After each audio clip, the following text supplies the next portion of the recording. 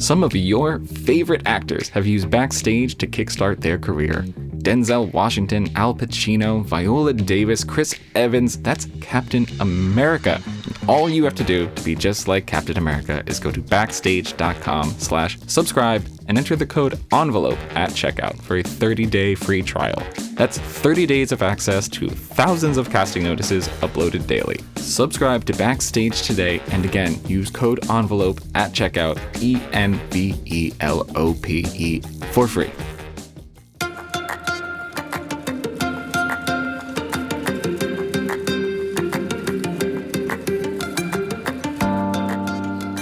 It takes audacity to even say out loud in many spaces, I want to be an actor. I told one of my architecture professors that I think I wanted to be an actor. I only said think. She said, what do you want to do that for? She said, wow, you really chose two professions that don't make a lot of money. Hello and welcome to another new episode of In the Envelope, the Actors Podcast, where the biggest names in film, television, and theater offer acting lessons and behind-the-scenes insights you won't find anywhere else. I'm your host, Backstage Senior Editor Vinnie Mancuso, and joining me today is a true wonder, the great Yahya Abdul-Mateen II. Yahya first broke out back in 2016 thanks to Baz Luhrmann's The Get Down, and he has been consistently taking very bold swings ever since, whether that is playing the villainous Black Manta in 2 Aquaman movies, starring in a new Candyman, his Emmy-winning turn as Dr. Manhattan in HBO's very bold Watchmen sequel series, taking on the role of Morpheus from Lawrence Fishburne in a 4th Matrix movie, or taking on the role of John Creasy from Denzel Washington in a new Man on Fire adaptation. Most recently, Yahya starred in the most backstage-friendly Marvel project ever made, Wonder Man, playing Simon Williams, a struggling actor who has to hide his superpowers if he wants to make his Hollywood dreams come true. We did record this interview a while ago for Backstage's first digital magazine, which you can still find at backstage.com/digital magazine, and it is truly, truly full of valuable wisdom for anyone like Simon Williams who dreams of becoming an actor. It's just a really great chat. Let's get right into it. Here is Yahya Abdul-Mateen II.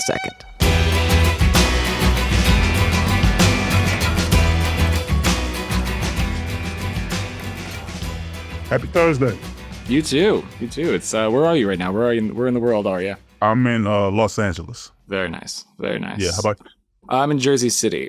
You're in Jersey City, okay. Yeah, it's one of our first actual sunny days. We've been going back and forth. So glad to be talking to you. I would have been excited to talk to you anyway, but I can't remember the last time I got to talk about a project that felt as tailor-made to like the Backstage audience as Wonder Man. It's a show for Backstage readers pretty much. So I cannot wait to dive into this. Thank you.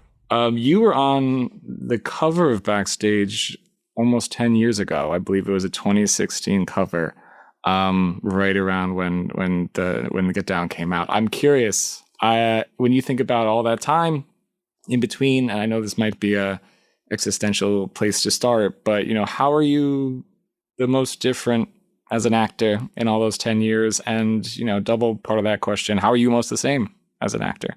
I'm most different in the sense that I'm asking different questions.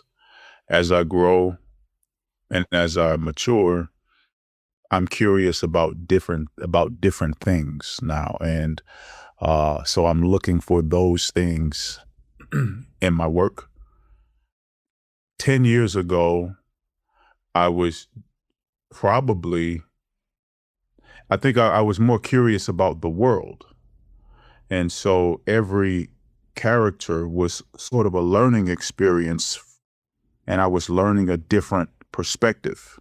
So, I think what I've added to that is to sort of leave a piece of my own soul and my own search into that journey. That's a really, really good question. And how I'm the same, I think I still approach things with confidence, with the confidence that comes with preparation, right? But as if I don't know what's going to happen. As if I don't know how it's all going to go, and that keeps me free. I hope to never lose that, because it sort of keeps me on my toes.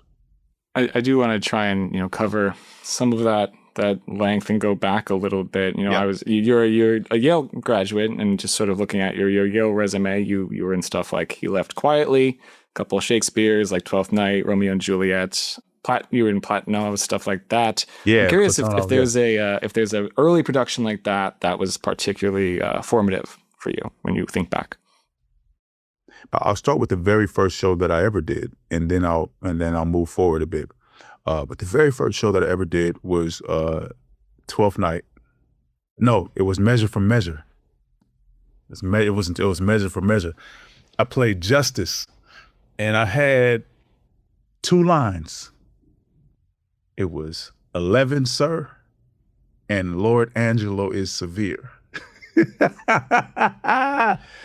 And I remember before my first show, I was peeking out from behind the curtain to see the crowd, and my heart was beating out of my chest. I had 2 lines, man. I had 2 lines, and my heart was just beating out of my chest. And I asked one of my castmates, Daniel Petzel, who is who I asked. Wow. I asked Daniel, I said, is it always going to be like, I was nervous. And I said, man, my heart's beating. Is it always going to be like this? He said, every single time, man. And he was not lying. And it's not every single time I go on, but every first show, the heart, and I walk out. And as soon as I go from backstage, as soon as that light hits me, all the nerves are gone.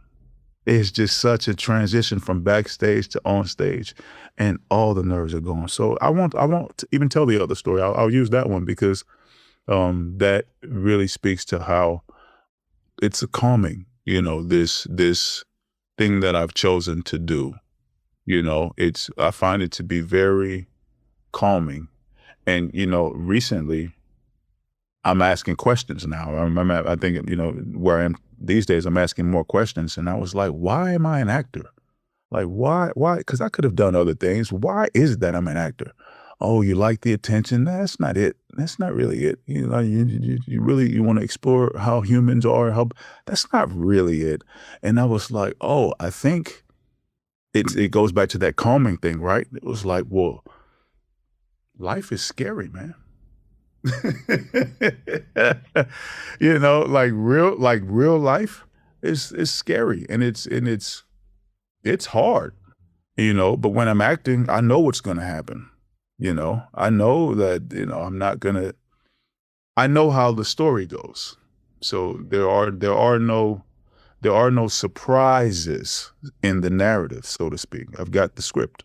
And if we're improvising, then, it'll end in about 30 minutes, and then I'll go home, and that's when, who knows what's going to happen. Yeah, it's always so interesting to me because I talk to so many actors, and I look for like the through lines, and something that always comes up is like, people say, oh, I got into acting because I was shy, which is like, you would never expect that, but it is, you're right. It's putting yourself in a really scary situation that, has a beginning and end, and you know how it goes. And there's something to it that it's a safe space that doesn't feel safe. And I think that's how you learn. Yeah. Yeah. I do want to, stay there for a bit because, the odds of making it as an actor are astronomical. And then you lower those numbers when it's like the odds of making it, and then the odds of becoming, somebody in a Marvel movie or something like that. And I look at who you knew at Yale. It was you knew Winston Duke, you knew Lupita Nyong'o. The fact that you knew them, you were aspiring actors who then got to this place. Yeah. So the question is sort of like, and I know there's like a million different things, but like, what do you think set you apart from other people? You met these people, you wanted to make it, and you did. So how did that happen? Because the odds of it are so low. You're right. I'll go even further back, because I know there are a lot of the readers who will be in the position that I was in, even deciding whether to go to school or not. I remember when I was when I decided to go to school, which I absolutely recommend getting training. I remember everyone would talk about the odds. They always talked about the odds because, let's say for Yale, for example, at that time, 1,000 people were applying to Yale and they take 16.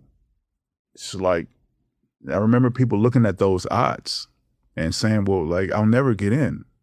And I saw it differently. I said, okay, well, if I'm applying to 4 schools, then that means that there are 64 seats. All I need is 1, and that it was a no-brainer. Like, yeah, there are 64 open seats. Like, I just need one of the 64 available seats. That's all I need. So what has helped me is to formulating a perspective that allows me to stack the odds in my favor, in my mind. That helps me to move forward in confidence. So it's not just about, and it doesn't really stop at the mental preparation or the mental point of view. But another way that I stack the odds in my favor is I prepare. I do the work, I put in the hours, and I put in the time so that I give myself a chance to do my best work, so that when I'm nervous, like I was when I was behind the curtain, or like I was even on Top Dog Underdog, after I've done 100 shows, I remember going out, I'm on the stage, I'm backstage, and everyone's doing the final checks. I've already looked at the audience, which has become my ritual before every show. And I don't know my lines. I have the first line of the show. It's just me on stage. I don't know it. And I know that I don't know it. And and no one here can help me. And I go on and I'm on the stage and I'm sitting down on the bed and the music is playing. So I know the cue and I'm sitting down. I don't know the line.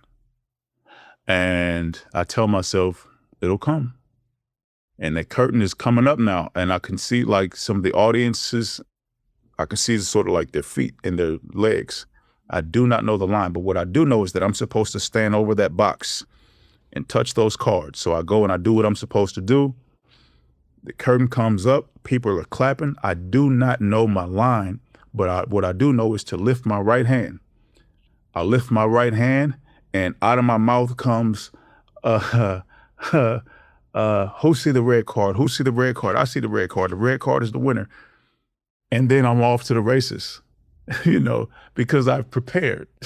And so I say all that to say that one of the things that I know that I can do is stack the cards in my favor. And through preparation and through shifting my point of view, I can't speak for anyone else, but that has helped me to walk into rooms and to be able to do the best work that I can do. Have you found anything that particularly works for getting the material sort of like not just learning it, but getting into your body like that? That kind of feels like you had to have truly absorbed that performance to the fact where it's like, once you start, your body just propels you forward. Have you found a technique or anything that helps in sort of getting the role, the part, into you like that? Yeah. Don't rehearse. Don't study sitting down. That's a rule. Don't learn lines sitting down. I do not learn lines sitting down because the goal is to get it into my body, to make the work come alive and to work and to make it active. It's really in the way that I learn lines through my process and my belief that acting is a physical craft. It's not purely like mental. It's actually physical as well. So I incorporate the physical process from the very beginning. As soon as it's time to learn lines, then I make it a physical process. And I also don't start by learning the lines. I start by just simply reading to understand, because I don't want to learn the lines too soon, because I don't want to be able to have to say it the same way, or I'm not learning how to say the lines. I'm just learning what the word in the story, what the words mean. The more I do that, then things just start to flow freely. It's so interesting, because you learn this and you took it out into the world, and from the Yeah. outside, from the outside perspective, Mhm. it might not look to people like you had a Simon Williams period, where you sort of had that struggle. You got the get down and it was off to the races. But everyone, like, we know that none of these careers happen without any kind of struggle. So I'm Yeah, curious, like, man. what do you see as your sort of most Simon Williams-esque period, and how were you navigating that? Man, I've had a Simon Williams period like all the time. In the midst of this, I still have hopes and dreams, and even right now, with all of in the midst of how fortunate I've been able to how fortunate I have been. Like, I still have a dream project that I want to do.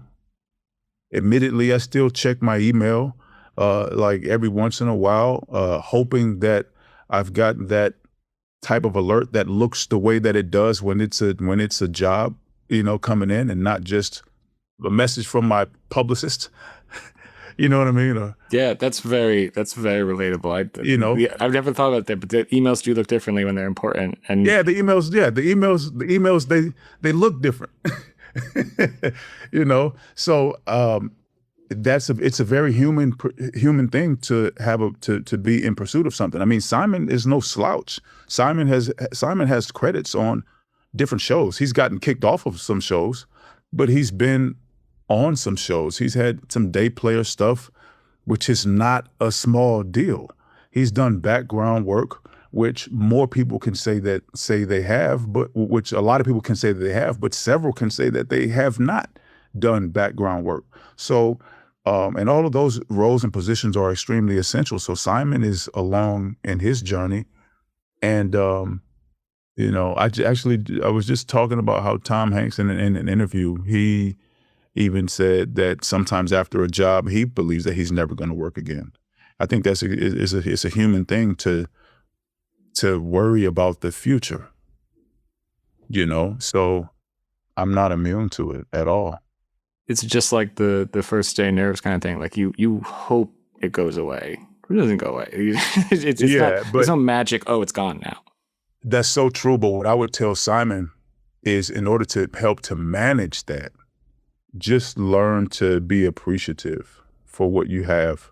And one of the things that I had to tell myself when I found myself just constantly checking my email, and it was like, hey, bro, just go get a life. That'll help. That'll help. Just go, just get a life, bro. I told it to myself. And all of a sudden I got a girlfriend, and I start going to museums and traveling and things like that. And then I start saying no to stuff. Then I start saying, no, I don't really want to work right now. I don't really want to work right now. I'm enjoying this life thing. So I've also learned to have balance. That's how I've grown a lot since the last time, since I was last time, on the cover of the magazine, last time I was in you all's company, is I've also learned to have balance, learn to let go. My other acting teacher, Evan Yanilis, she would say, hold on tightly, let go lightly. And we all, at different times, like Simon Williams, we've got the hold on tightly part down. And then like Trevor, Trevor has the let go lightly. He's got that part down. And that comes with age and time and wisdom. And, that's what I believe that I'm acquiring right now. I love that. You think about sort of any setbacks that people don't think about. With this show, I think it's common knowledge that it was shot, and then it was confusing as to when exactly it would come out. It took a long time. So I'm always curious to ask, any actor, when you made, like, we all know it now, but you did something good, and you're not sure when people are going to see it. What is that feeling like of you as a person with a job? You have to move on. You have to go to the next role, but there's something sitting in a can that you're very proud of. You're not showing people. What is that feeling like for you? Well, you haven't seen it yet. For me, it was, I didn't think much about the end product, and I don't think about the end product much because I'm there and I'm making it, and especially if I'm having a good time and I think that it's good, then I'm really in the moment. And then it goes away, By go away meaning that I finish it, but I don't know what it's going to look like. So I can't trust it. I can't guarantee that it's going to be good.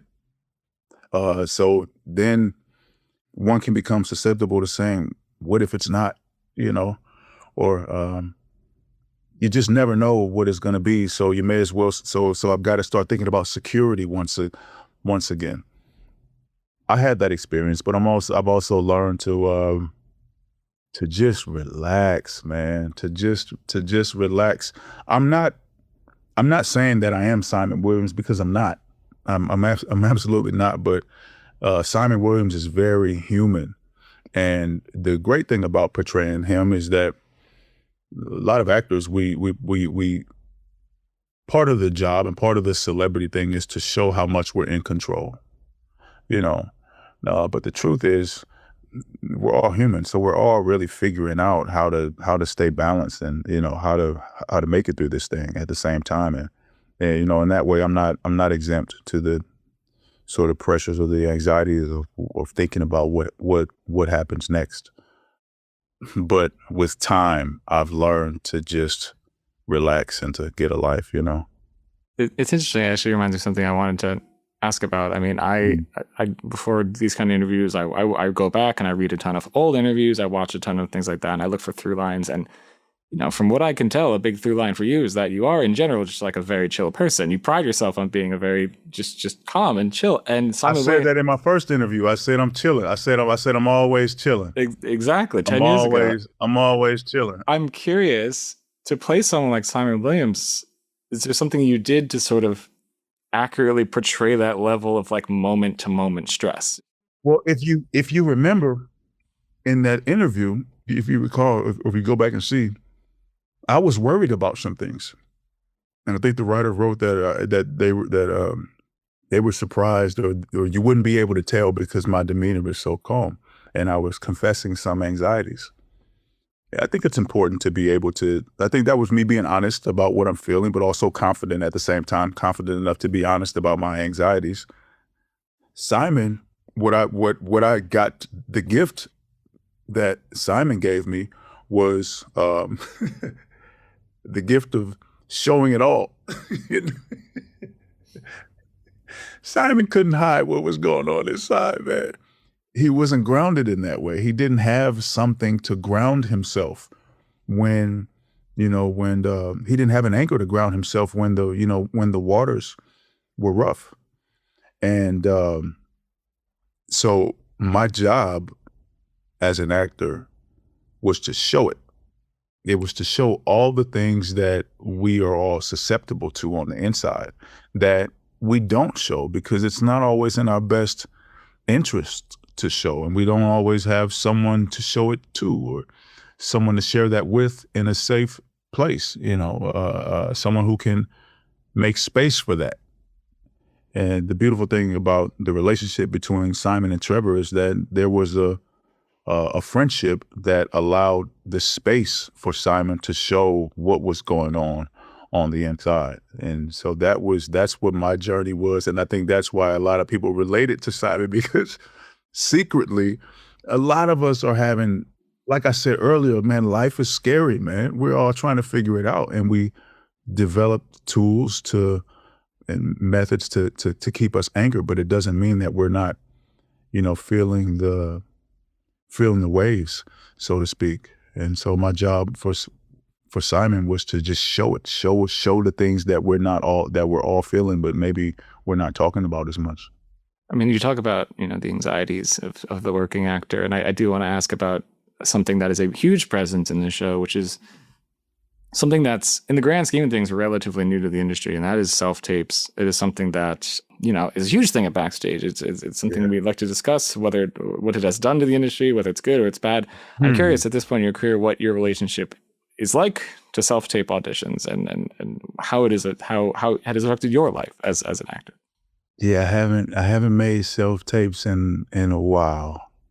From what I can tell, it's probably a good thing because, candidly, I talk to a lot of actors and I'd say we get a lot of, I hate self-tapes. Really? It's just because I can imagine that you just lose a lot when you're not in the same room as someone. Yeah, I remember I used to love going into the room. That's what we hear a lot. Yes, for sure.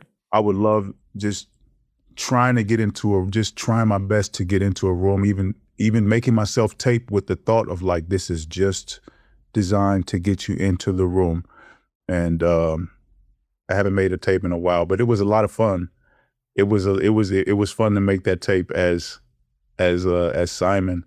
But that's what it's like out there. And people should know that. Like it was not, I don't know how much of an exaggeration that was, actually. I don't know how much of an exaggeration that was, especially when it comes to making a tape by yourself. Yeah, maybe, okay, I got to go here to make it. Maybe the journey of finding a place to make a tape, maybe that was a little bit theatrical. But having to make a tape, and especially making one by yourself, or finding someone to read that's not going to mess up the read or steal all of the attention, all of that stuff is real, man. Just stopping and playing back to watch it to see how you did. Oh my God, none of these tapes are good. I got to do it again. It's putting all the pressure of the audition onto you. It's especially the audition, then the pressure of receiving the audition, seeing the audition yourself. It's I feel like if you're an actor now, you're just doing. You're also a production team at the same time, because that's what it takes to get your work seen. You mentioned the experience of making the tape as Simon, and I'm always curious to ask actors who are playing actors, in creating the character on the day-to-day, during scenes, in the moment, like what is the difference between acting something as Simon and acting something as you? Because you're playing an actor who is acting. Yeah. In those moments, what is the difference to you performing a line the way Simon would do it versus the way that you would do it? Well, let's figure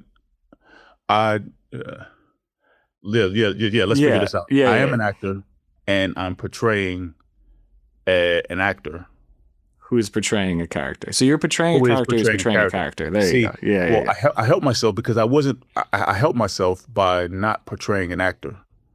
One, I was portraying Simon Williams, right? And Simon had a dream, and acting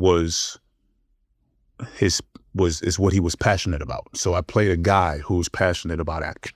That helps, right? So all I have to do in terms of Simon is to be passionate about something. Then I have the threat of whatever is going to take that away. You're really seeing my process right now. I had the threat of being able to take that away, and then that created the obstacles that built the anxiety, right? And then when it came down to performing, that was much like myself, and much like back when I was peeking out, from behind the curtain to see the crowd. Acting was Simon's safe place. So my process was really not about deciding how good of an actor Simon was, but it was really about knowing all of the anxieties that were present in his body and in his mind, and then allowing acting to be a calming reassurance for him. And once he did that, then I just said the words from that place, and whatever we captured was the result. Yeah. If that makes sense. So you're not thinking about a double layer. You are just thinking about Simon, and then what happens next? I'm just thinking about Simon, and I'm allowing the acting to be, and I'm allowing the act, like, what does Simon get out of acting? Apparently he gets a sense of ease and a sense of calm, from it. And that apparently, and it's a good juxtaposition of how Simon is when he's nervous about the thing, and about how he is when he is confident and comfortable. And that's really the juxtaposition.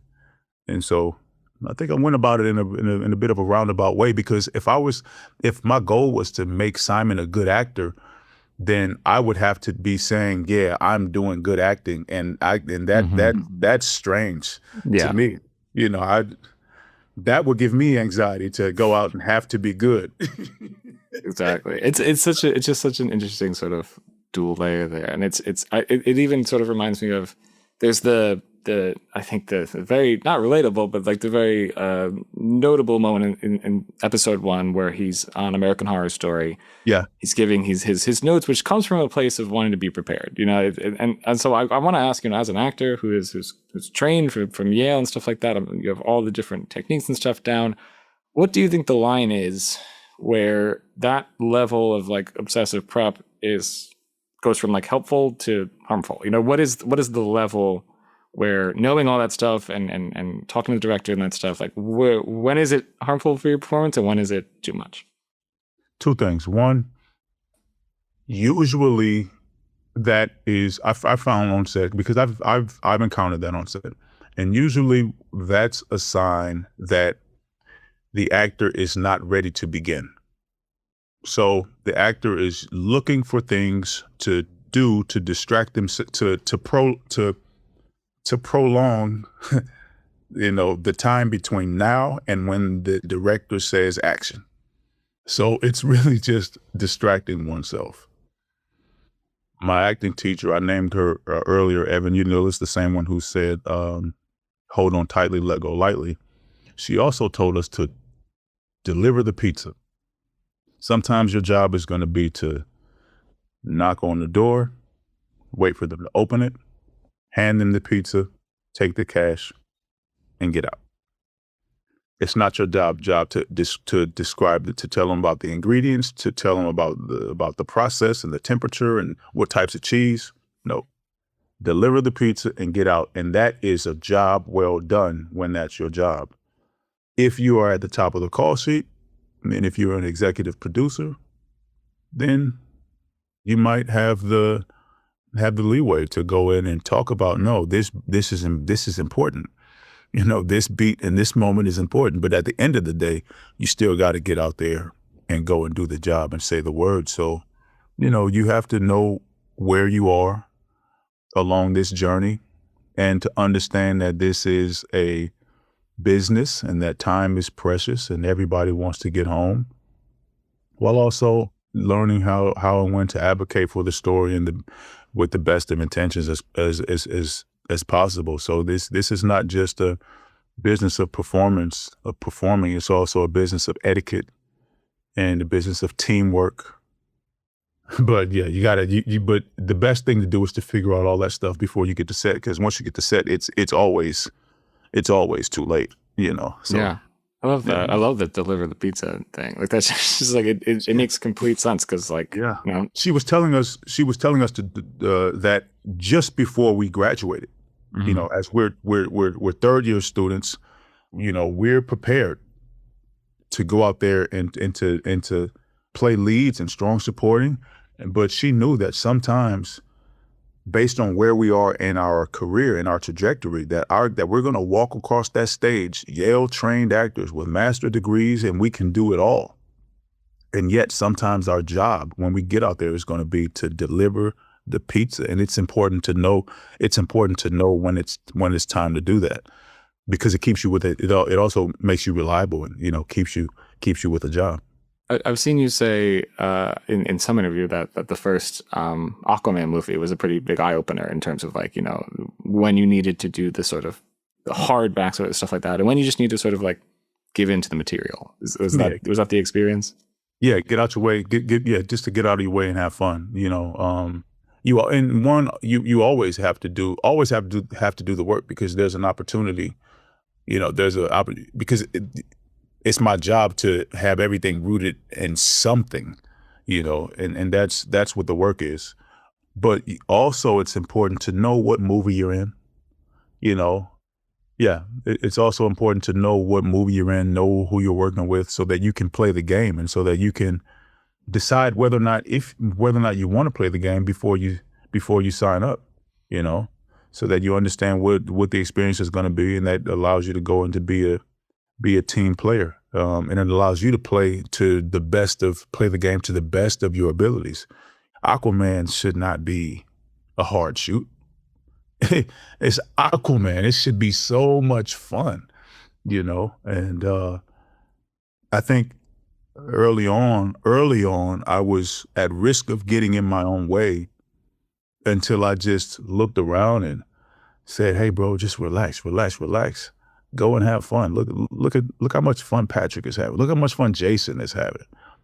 Man, you better join the team and have some fun before you make this time in Australia, stress. You don't need dark journals or anything." And I wasn't doing that, but that's just a metaphor. I mean, I'm just, some people do, if, that's their take, but I didn't need that to go, play Black Manta. No, man, put on that suit and go have some fights and have some fun. I love that. I am curious, when I think of these lessons learned and stuff like that, was there a moment, to return to Wonder Man for a second, where the great Ben Kingsley, Sir Ben, sort of became for you what Trevor needed to be for Simon? Like when you have that sort of on-screen rapport with someone, like what was that like when it came time for when, Yahya needed something from Ben or Ben needed something from Yahya? Like what was that like behind the scenes? No, that's a great question. Behind the scenes, we were very much eye-to-eye colleagues. That relationship was built off of a mutual respect for one another's craft. When I saw him, it's Sir Ben Kingsley. I know his work, so there was no need to figure out who he was. And from day one, he carried himself with grace and with a certain level of professional posture and respect for the craft. And I didn't expect him to know who I was or anything like that. But when he saw me, he also saw a young actor who respected the craft and who respected himself as well. That's what our relationship was really built off of. It was built off of respect for one another's appreciation for the craft. And so we would meet briefly, sort of at the top of the day. Good morning, good morning. We would always ask, what's the story? Then once we would get on the same page about what the story is, then he'd go over there, I'd go over there, and we allowed each other the privilege, really, of meeting each other in between action and cut. That's really how our relationship was formed. So much so that what you see on camera, when you're seeing these characters meet each other on camera, that was really myself and Sir Ben as our characters really meeting each other for the first time. So we kept everything really between action and cut, and I think one can only do that when there's a great level of trust. And in this case, there was mutual admiration for one another and for one another's process. I love that. I do want to sort of stick around because I look at your resume, your IMDb page, stuff like that, and what sticks out is that you have so much experience stepping into stuff that people recognize, from, Simon Williams, Black Manta, Morpheus from The Matrix, Dr. Manhattan, you stepped into a new Candyman movie, you're doing Man on Fire, you have an incredible resume of stepping into roles and projects that people recognize from your past or anything like that, or just from different mediums.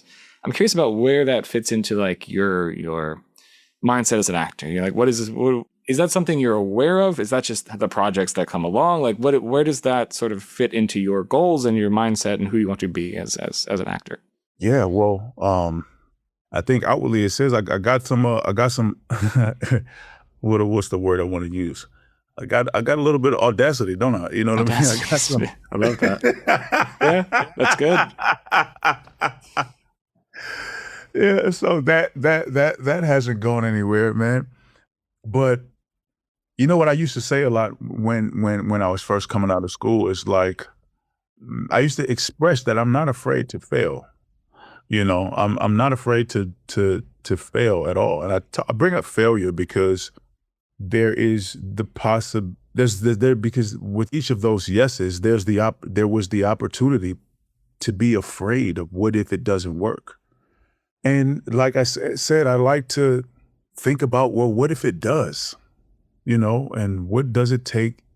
What would it take for this to work for me? I like to stack the odds in my favor.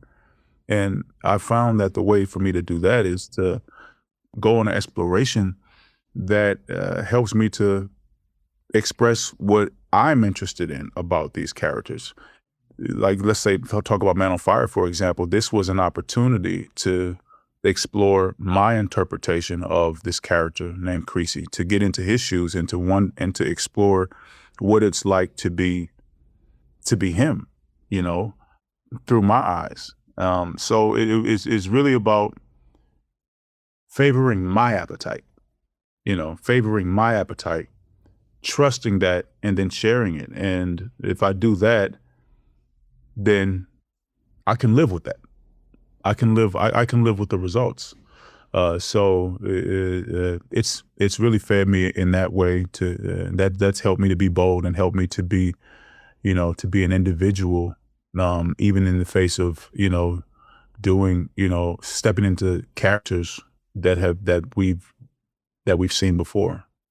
I love that. I think that's something that I think just using the word audacity, like you hear it and it has slightly negative, but I feel like for aspiring actors, like it's not a bad thing to have amongst other emotions. It's not. It's as long as it's there in the soup, it'll get you to places you want to be. Man, this is a difficult thing that we're all trying to do here. It takes audacity to even say out loud in many spaces, I want to be an actor. I told one of my architecture professors that I think I wanted to be an actor. I only said think. She said, "What do you want to do that for?" She said, "Wow, you really chose two professions that don't make a lot of money." Huh? That's true. So as many parents out there who, out of love, would steer their children away from this, from this rigorous profession. It takes some boldness and some audacity to even go down this path. So why not keep it, the entire way? There's no arrogance in it. It's self-belief, and you need that. You need that, especially in the world today where all of the feedback that we get is, right in our faces and online, and where people are much more accessible than they've ever been before, especially if they participate and have a presence, in those spaces. You need some self-belief and self-confidence, in order to continue to persist, So, as we wind down, but before I let you go, I would be remiss not to ask, have you heard anything and or thought anything about season 2 of Wonder Man? Like, where does season 2 live in your head right now? Oh yeah, so we were re-upped for a season 2, so that's definitely happening. And I haven't been in conversation yet, but I do know, like I said, I'm a fan. I'm a fan of Wonder Man. This is one of the ones that I did watch, and I would love, as a fan, I just want to see, like, what is he going to do with it now? We saw him in pursuit. We saw him in pursuit of a dream, and now I want to see, what is he going to do with it now that it's come true, And on this same track of, I'm not sure what you can tell me, but I think a lot of people are curious about the adventures of Cliff Booth, what you can tell me about filming that, what that's going to be like, what your experience was like on it. Yeah, at the moment, that's not one that I can speak about. But whenever we can, I'd be more than thrilled to come back and rap with you all about that. Meet again down the road. And I do, as we this one last thing for you. I don't remember what I was reading it in, but I saw you say something that you have something like a whiteboard where you put goals, dreams, ideas, plans. So as one last thing, I'm curious, what kind of stuff is on there now? Was the last thing you put on there? What is on your currently, as of right now, on your whiteboard? Yeah, a lot of jokes. It helps. It always helps. Jokes are on there. I'm writing jokes in my spare time. But up there in the corner, in the upper right hand corner, is and that's what I haven't erased in a long time, is the vision for my farm and my farmhouse that I'm searching for right now. So yeah. I've got some goals, and that is sort of aligned with the theme of getting a life. So that's what I'm working on right now. I love that. That's beautiful. I think it's a wonderful way to wrap up. This was an absolute pleasure. I don't think we shouldn't make it another 10 years. We should talk about pretty sooner after that. Thank you so much for being here. This was wonderful. Likewise, I appreciate you.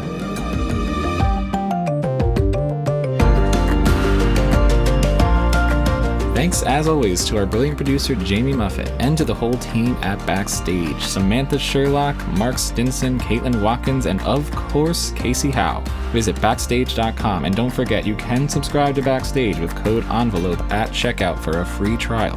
100% free, you simply cannot beat that. For more exclusive content, find us on Facebook and Twitter at In the Envelope, and subscribe, share, and leave a comment. Who should we interview next? Let us know. Thanks for tuning in. We'll see you next time for another peek in the envelope.